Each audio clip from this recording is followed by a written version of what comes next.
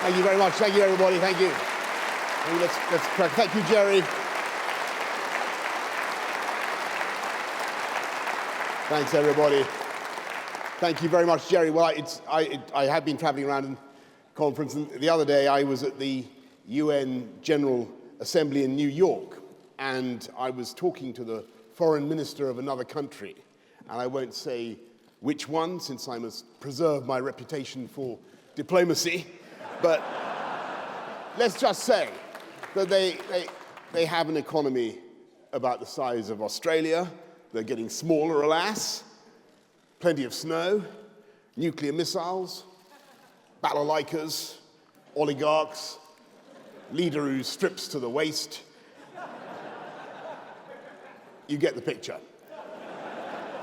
After a few tense exchanges, my counterpart gave a sigh and said that any difficulties in our relationship were all Britain's fault. It was you guys who imposed democracy on us in 1990, he said. And I was a bit startled by this, and I said, hang on, Sergei. Sorry. Aren't you in favor of democracy? And then I asked for a show of hands in the room. All those in favor of democracy, please show. And you would have thought that this was a bit like asking Maria von Trapp whether she was in favor of raindrops on roses and whiskers on kittens. And I'm proud to say that the entire UK side of the room raised their hands as one to show that democracy was indeed one of our favorite things. But much to my amazement, our opposite numbers just kept their hands on the table and gave us what we diplomats call the hairy eyeball. And of course it was in a sense of a bit of fun. I was winding them up, and there was a sense in which my question was semi-satirical. But the exchange was also deeply serious and revealing about the way in which the world has changed, or perhaps the way in which it has failed to change since that moment of exhilaration in 1990, when the Berlin Wall came down and the Soviet Union was coming to an end, and some of us, and I was certainly one, really believed that we had come to a moment of ideological resolution, and that after 7 frozen decades of communist totalitarian rule, the gulags, the oppression of Eastern Europe, all the things that have been conveniently forgotten by the Dave and Deirdre Sparts, who were still singing Lenin's red flag last week at the Labour Party conference. We genuinely thought we were seeing the final triumph of that conglomerate of Western liberal values that unite the people in this room, not just free markets, but all the things that we then believed in that brief shining moment at the end of the Cold War were the essential concomitants of free market capitalism: rule of law, human rights, independent judiciary, habeas corpus, equalities of race and gender and sexual orientation, the eternal and inalienable right of the media to make fun of politicians. We assumed, write poems about it. We assumed that this political freedom, social freedom, went hand in hand with economic freedom, like buying an ice cream Snickers bar. Only the free market could produce something as ingenious as an ice cream Snickers bar, and a copy of Private Eye, free speech of a kind still unknown in many parts of the world, in a 2-for-1 deal, like two sides of liberty's golden coin. And yet I have to tell you that both sides of that coin of freedom have been tarnished over the last 2 decades. And we must be humble and realistic enough to accept that in many eyes, the notion that we could endlessly expand the realm of liberal democracy was badly damaged, alas, by the invasion of Iraq in 2003. And symmetrically, our model of free market Anglo-Saxon capitalism as practiced in London and New York was seriously discredited by the crash of 2008 and the global suspicion of bankers. And we've taken those twin blows, like punches to the midriff, and I think we've been winded, and sometimes lacking in confidence in those ideals. And if you look at the course of events in the last 10 years, then I'm afraid you can make the case that it is partly as a result of that lack of Western self-confidence, political, military, economic, that in some material ways the world has got less safe, more dangerous, and more worrying. After a long post-war period in which the world was getting broadly more peaceful, the number of deaths in conflict has risen from 49,000 in 2010 to 167,000 last year. The global number of refugees is up by 30% on 2013, up to 46 million last year. And of course, much of that crisis in refugees can be attributed to the war in Syria. It is part of a wider arc of instability that sweeps across from Iraq to Libya. And this matters profoundly to our country because it is the continuing savagery of the Assad regime against the people of Aleppo and the complicity of the Russians in committing what are patently war crimes, bombing hospitals when they know they are hospitals and nothing but hospitals. That is making it impossible for peace negotiations to resume, and that is prolonging a migration crisis that last year overwhelmed Europe's ability to cope. And when the violent extremism of Daesh is erupting across the face of the Middle East, we are inevitably seeing the contagion spread to cities in Germany, France, Belgium, and of course here in our country as well. And if that threat to travel continues to have a palpable chilling effect on tourism, perhaps even on trade, then for a great trading nation like Britain, that is a matter of deep concern. And then there is an even more pernicious phenomenon, stemming, however unfairly, from the disastrous events in Iraq. And that is the temptation of governments to take this instability and insecurity, which we cannot deny, and use it as an excuse to move away from democracy. Across Africa, you can see for the first time in decades that governments are gradually becoming more authoritarian. The number of African countries rated free or partly free has fallen from 34 to 29 in the last 10 years. There are 4 African presidents who are currently rewriting their national constitutions to tighten their grip on power. And without going into details, since you all know them, I'm afraid there are plenty of countries, large and small, where the idea of multi-party representative democracy in which we believe is obstinately failing to catch on. And I think that is because there is also a view that has gained ground over the last few years that Fukuyama was wrong. I think you all know who I mean by Fukuyama. Why is that? That's right. Why, at the end of history. I'm just checking you are following there. There's a view gaining ground that Fukuyama was wrong and that there is no real symmetry in the golden coin that I described. And there's a cynical view gaining ground that you can have economic prosperity without political and social freedom. Indeed, there is a view now in many parts of the world that the only way to ensure prosperity and stability is to suppress freedom, to crack down on pesky NGOs and civil society and liquidate irritating journalists and compromise independent judges, and generally to deprecate the Western liberal consensus about how a society should be ordered. So if I have one message for you this afternoon, it is that this illiberal analysis is deeply and dangerously wrong. And these social, political freedoms, as well as economic freedoms, are not just, they're not inimical to prosperity, as our ideological opponents would say. They are, in fact, essential. It's the other way around. They are essential for sustained growth. And I can prove that point. I'm not going to make reference to the difficulties of other countries, but I think that would be wrong and undiplomatic. As I say, I'm going to prove that point by simply asking you to look, by contrast, at the society we live in, a 21st century Britain that incarnates that symmetry.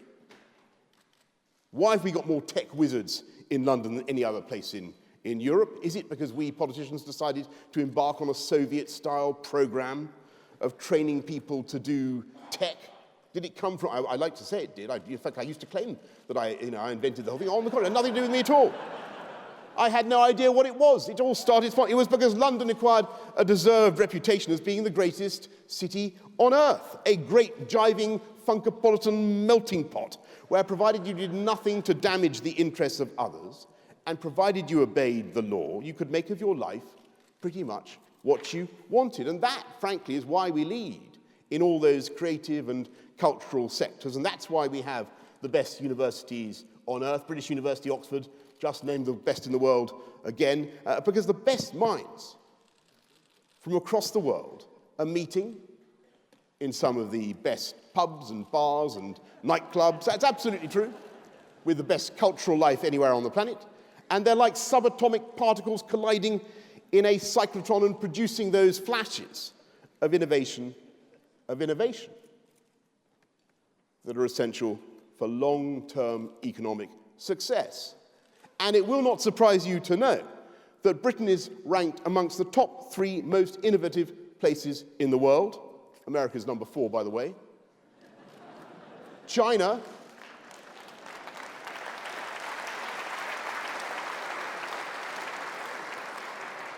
I promised I wouldn't be competitive, but China is 25th. And indeed, to get back to my central point, the entire top 10 innovative societies in the world are free market liberal democracies. And it's because we have both those values at once, together in this country, symmetrically, that we are still, according to the OECD, the fastest growing economy in Europe, with record unemployment and fantastic achievements of this government. And it is this new dynamic government, led by Theresa May, that is working not just to ensure that this country's success is felt by the few, but felt by absolutely everybody. And I think we should have no shame or embarrassment in championing those ideals and the symmetry in our thought around the world. And in this era of dithering and dubitation, the message of Global Britain should be that we stick up as vigorously for democracy and for human rights as we do for free markets. And when all is said and done, my friends, and I know this will not please absolutely everybody in the world, well, I don't know, it probably might please everybody in the world, but I'm going to try it anyway. I think that vote on June the 23rd, I think that was a vote for economic and political freedom, and freedom for this country. And it was a liberation.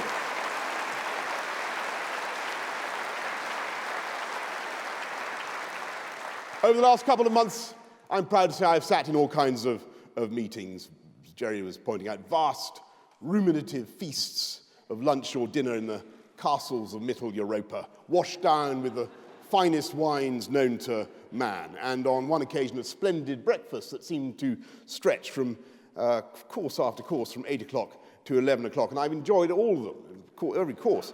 And I've made friends, I've made alliances, I've struck up all sorts of relationships, had wonderful conversations in the various Euro creoles that I attempt to speak. But I have just to tell any lingering Gloomadon poppers here in this audience that never once have I felt in all my conversations in the European Council that this country would be in any way disadvantaged by extricating ourselves from the EU treaties. On the contrary, I think there are many ways in which we will be liberated.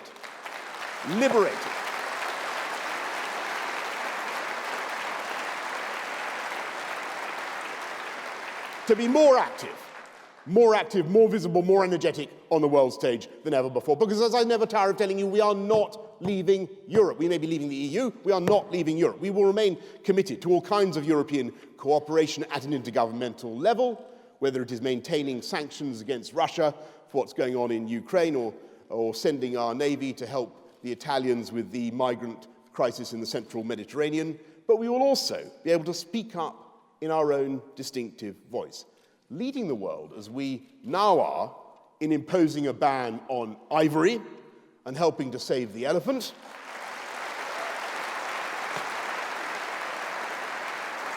Helping to save it in a way that the disunited EU, they can't come up with a position because some of them are slightly kowtowing to the big ivory importers. The disunited EU is unable to do. In fact, we have an absurd situation in which the EU is actually trying to veto the ivory ban in spite of having a president called Donald Tusk, ladies and gentlemen, which I think you will agree is an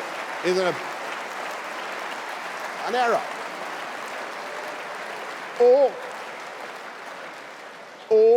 Or relaunching the cause of global, as Teresa just said in her terrific speech just now, relaunching the cause of global free trade that's been stalled since the failure of the Doha round. And I can think of a few more positive forces in the global economy, the world's fifth biggest economy, taking back control, not just of our democracy, taking back control of our borders and our cash, but also taking back control of our tariff schedules in Geneva so that we can galvanize free trade, break the logjam, and, as Teresa has just rightly said, become the new global champions and agitators, and do free trade deals around the world that will continue the process of lifting billions of people out of poverty. And that is why the world needs global Britain and our values more than ever. A campaigner.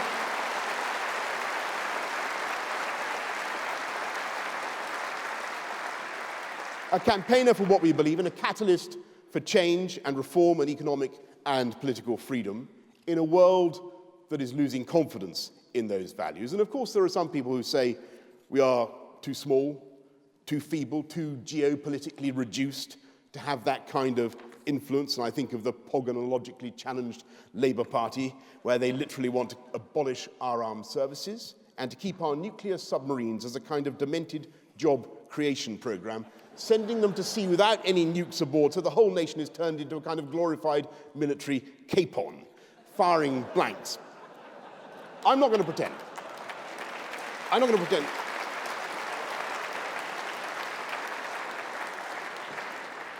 It's important to be realistic. I'm not going to pretend that this country is something that we are not. Every day I go to an office so vast that you could comfortably accommodate 3 squash courts, and so dripping with gilt bling that it looks like something out of the Kardashians. And I sit at the desk of George Nathaniel Curzon, and I sometimes reflect that this very seat I occupy was once the nerve center of an empire that was 7 times the size of the Roman Empire at its greatest extent under Trajan, or was it Hadrian? I can't remember. And when I go into the map room of Palmerston, I can't help remembering that this country over the last 2 centuries has directed the invasion or conquest of 178 countries. That is most of the members of the UN, which is obviously not a point I majored on in New York at the UN General Assembly. And I didn't because those days are gone forever. And it is a profoundly good thing that they are gone. And yet it would be a fatal mistake now to underestimate what this country is doing or what it can do. Because in spite of Iraq, it is simply not the case that every military intervention has been a disaster. Look at what we did in Sierra Leone, look at Somalia, where my predecessor, William Hague, helped initiate a bold program to tackle the pirates that plague the coast of that country, and together with a coalition of other European countries of the kind that we will continue to be involved in the future, British ships took them on with all the courage and decisiveness of our 19th century forebears. And what was the result? Before the anti-pirate campaign, the pirates had cost the world economy about $7 billion a year. When Britain stepped in, the attacks stopped altogether. In fact, I'm glad to say that since 2012, there have been more Hollywood films about Somali pirates starring Tom Hanks than there have been pirate attacks. In fact, there have been 5 films and no pirate attacks. So that's Global Britain 5, Pirates 0. Of course, we don't...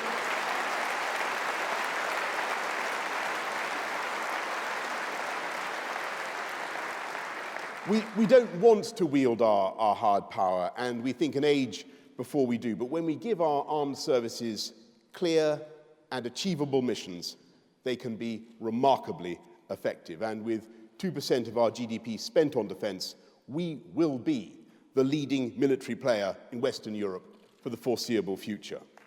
And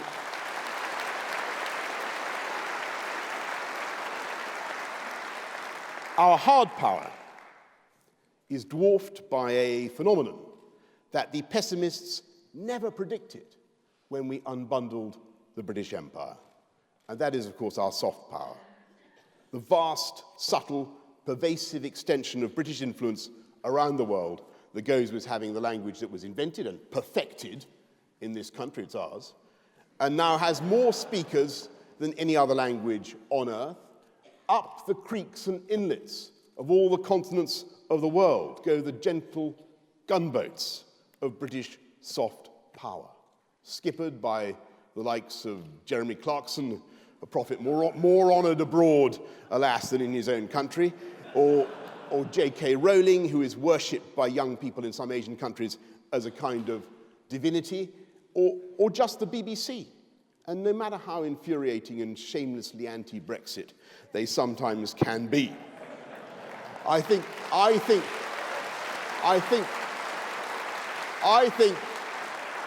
the Beeb is the single greatest and most effective ambassador for our culture and our values. And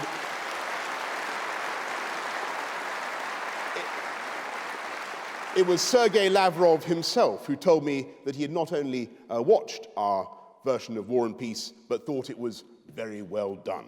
And that, from the Kremlin, I think, was praise. If you want final proof of our irresistible soft power, I remind you, as I always do, that this country not only invented and codified just about every sport or game known to humanity, but this year, it was our athletes from a country that can boast less than 1% of the world's population that came second in the Olympic and Paralympic Games. And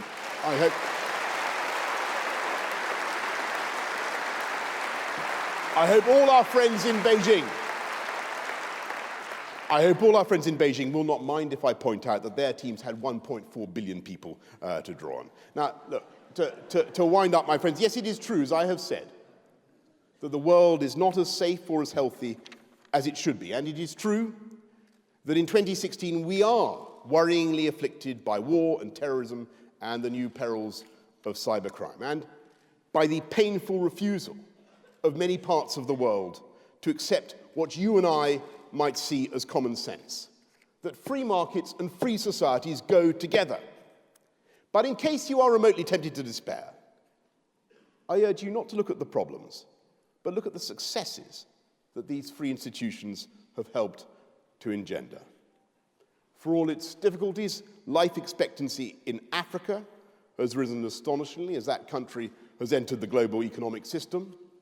In 2000, the average Ethiopian lived, 16 years ago, the average Ethiopian lived to only 47. It's now 64 and climbing. In Zambia, the increase has been from 44 years to 60 years old. In 1990, 37% of the world's population lived in poverty, and that is now down, in absolute poverty. That is now down to only 9.6% today. And I think we, with our commitment to 0.7% of our GDP going on development aid, can take a large share of the credit for that achievement. And I pay tribute to what Priti and her team are doing. £300 million a year to Ethiopia alone. I believe it is worth it. I believe that it is our duty to do it. But above all, it is our economic ideas, our beliefs in freedom, our values that continue to lift the world out of poverty. And that's got to be our continued ambition. Now, it's been an extraordinary experience for me to be Foreign Secretary for the last few months, and together with my fantastic team of ministerial colleagues, Sir Alan Duncan for Europe and the Americas, Joyce Lanalay for the Commonwealth and the UN, Tobias Elwood for Africa and the Middle East, Alok Sharma for Asia and the Pacific. We've made literally hundreds of trips, cats cradling the world in a truly stupefying accumulation of air miles. Not that we can claim them, of course. No, seriously, be in no doubt. And I have confirmed to myself, by primary observation, that we have in our Foreign Office, our Foreign and Commonwealth Office, we have the finest diplomatic service in the world, covering more countries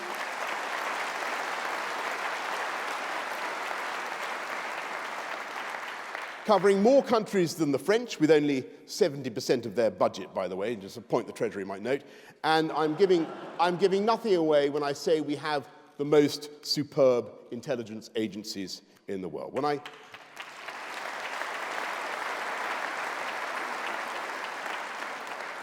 I make a speech, finally, in a foreign city, I look around the heaving room, and I become aware of a phenomenon I think people in this country are barely aware of, and that is that of the Brits now alive and born in this country, fully 1 in 10 is now living abroad.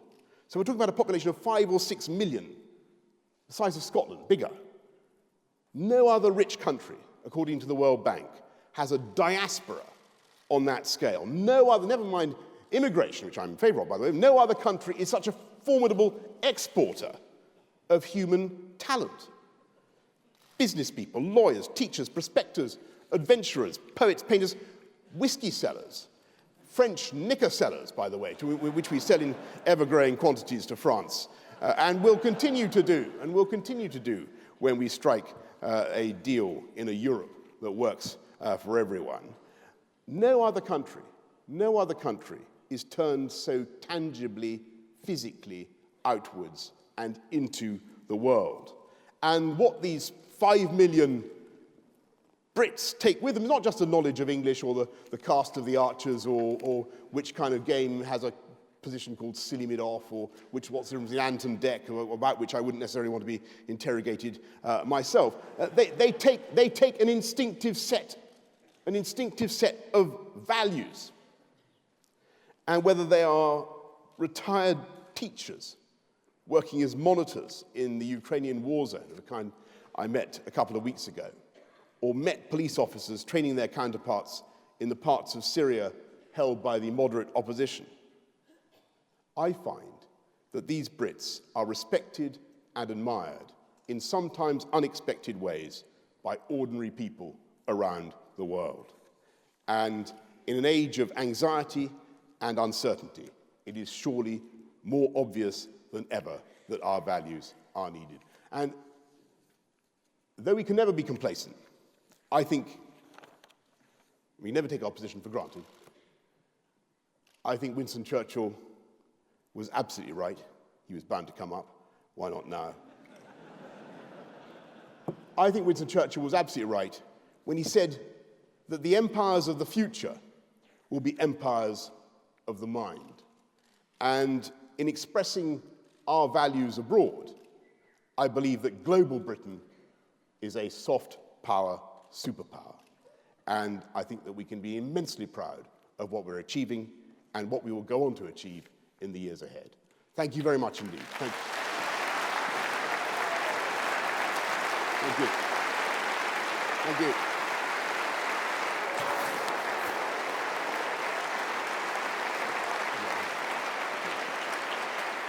Thank you.